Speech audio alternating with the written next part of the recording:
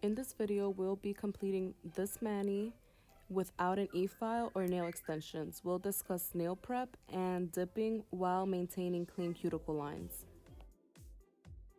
The first thing I do is use a cuticle pusher to push back my cuticles, even if I don't see any cuticles. A lot of times we grow invisible cuticles on the nail, and not pushing them back will cause lifting in a matter of days. The next step is optional, and a lot of doctors and dermatologists don't recommend you cut your cuticles, but I cut my cuticles because I try to get as clean of a look as possible.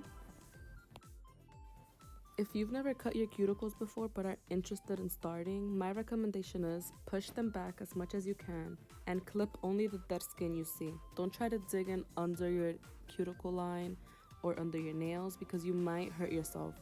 I've been clipping my cuticles for years now, and a few weeks ago I cut myself so bad it bled for an hour and it hurt for like a whole week. Like, it hurt more than a paper cut, and that's saying a lot because those little cuts hurt. Make sure to read the description down below for a breakdown of all the products and tools used in this video.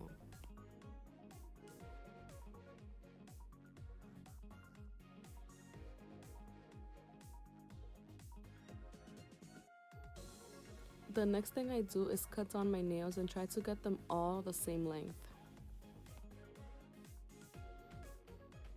If you're watching this on YouTube, don't forget to subscribe to my channel so that you're kept up to date on my new tutorials. Also, find me on Instagram. I'm very active on there and respond to all my messages.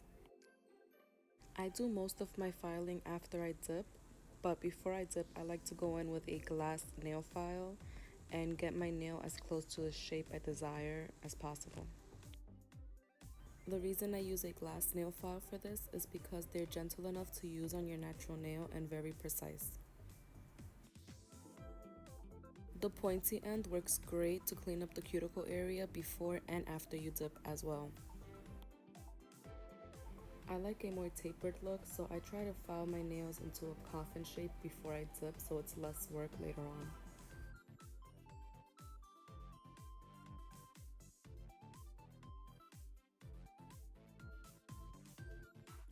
The next step is very important and should not be skipped. We need to buff our nails, and we're not buffing to damage our natural nails, we're just buffing to remove the natural shine caused by the oils that built up on the nail. Not buffing will cause your manicure to lift a lot sooner because the product won't stick to your nails if that oil isn't properly removed. Once I'm done with all the prepping, I like to clean my work area, wash my hands, and apply alcohol on each nail to dehydrate it completely.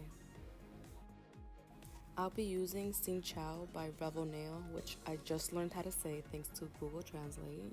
新潮 And I learned that it means trendy. When applying your dip base, you want to make sure to do very thin layers. It may look like I'm applying thick layers, but I'm actually trying to remove product, not add more on.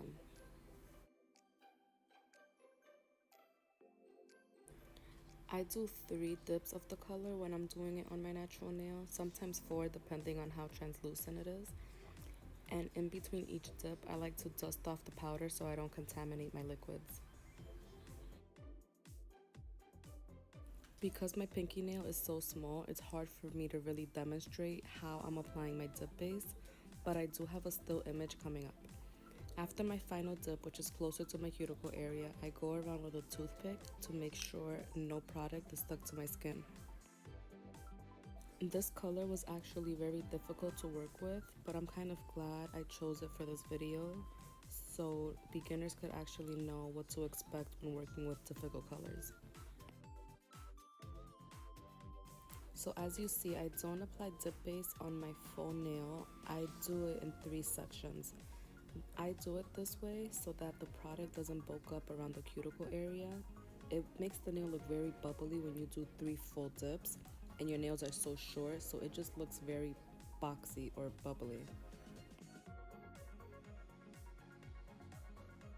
If you're new to watching my videos, I'm sure you're wondering why I'm pouring over my powder instead of dipping my nail into the jar.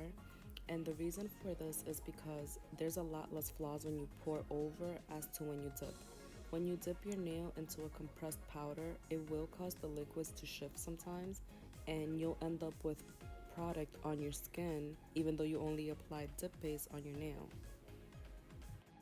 There are times when I do dip into the jar, such as when I'm using clear. Clear has no pigment in it, so the powder is thinner and lighter, so it doesn't have the same effect when you dip in as when you dip into a thick, very pigmented color such as this one. I also like to dip into the jar when I'm using very fine glitters, just because they're so hard to clean up afterwards and glitter gets everywhere. So to avoid the cleanup later on, I do dip into the finer glitters.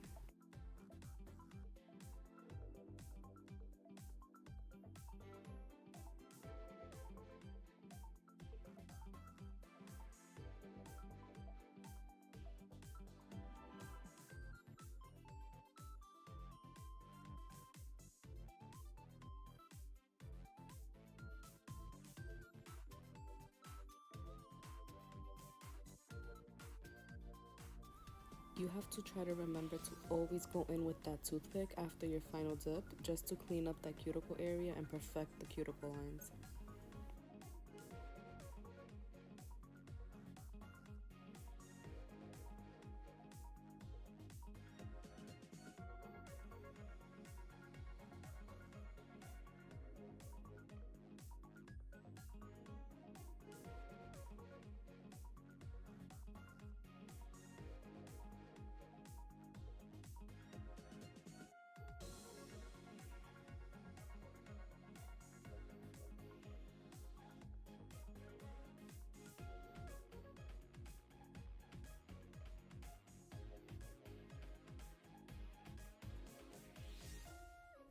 For my accent nail, I'm using Revel Nails Cherish. As I mentioned earlier, these fine glitters are very messy to work with, so I just prefer to do 2 full dips and get it over with.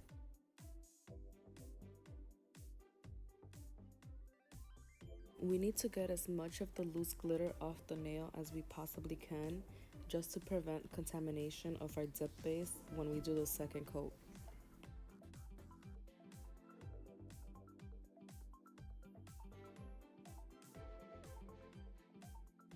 Now that I'm applying the second coat, I make sure to have enough product on my brush to go over the full nail, just because I can't dip it back in the bottle until I wipe off the excess glitter.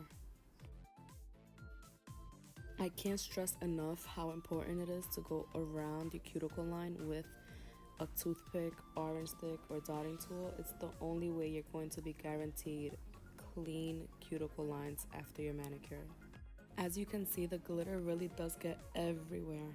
Once you're done with your glitter, you're going to encapsulate it with clear so that you don't ruin it later on when buffing and filing. Now that we're done dipping, we're going to go ahead and apply activator very generously. You want to make sure it saturates the full nail. This is what causes the powder to harden. Not applying enough activator will cause your nail to remain gooey, and it might even come off when filing. 2 minutes later, you can go ahead and start filing. I always file after I dip because the product does build up on the nail and you do lose your shape. So the reason I file is mostly for shape correction.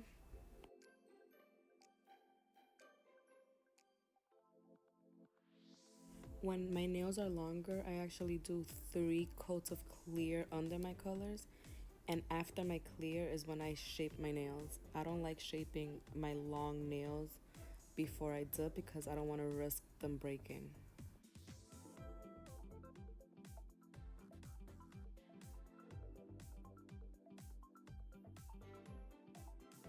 This next step is something I prefer to do with an e-file, but for the purpose of the video, I'm going to manually buff my nails. And you're just gonna buff and buff and buff, go over it with your finger and make sure it's smooth. If it's not smooth, you're gonna continue to buff until it is smooth. That's what's gonna help your nails look even. You don't want bumpy, lumpy nails. You want them to be nice and smooth, and this is how you achieve that smooth look.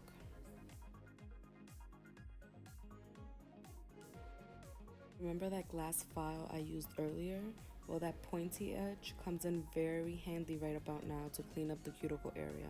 It files away anything you got too close to your skin.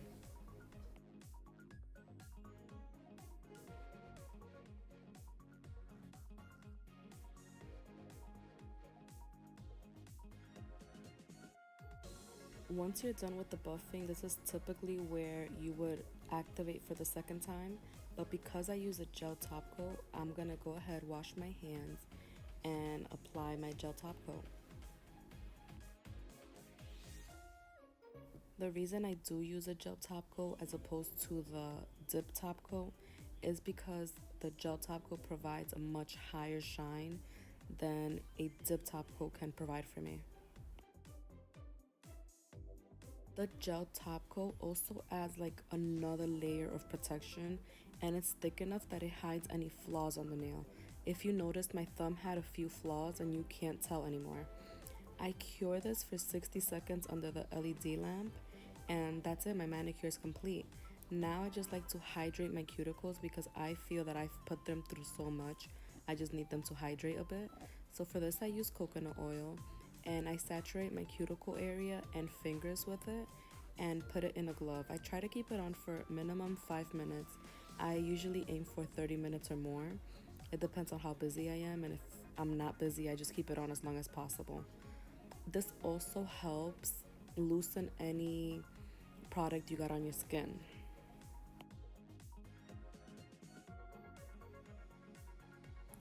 And that's it for this video. I'm very pleased with the final look. The colors pair very well together. And let me know down below if there's anything else you'd like to see me do.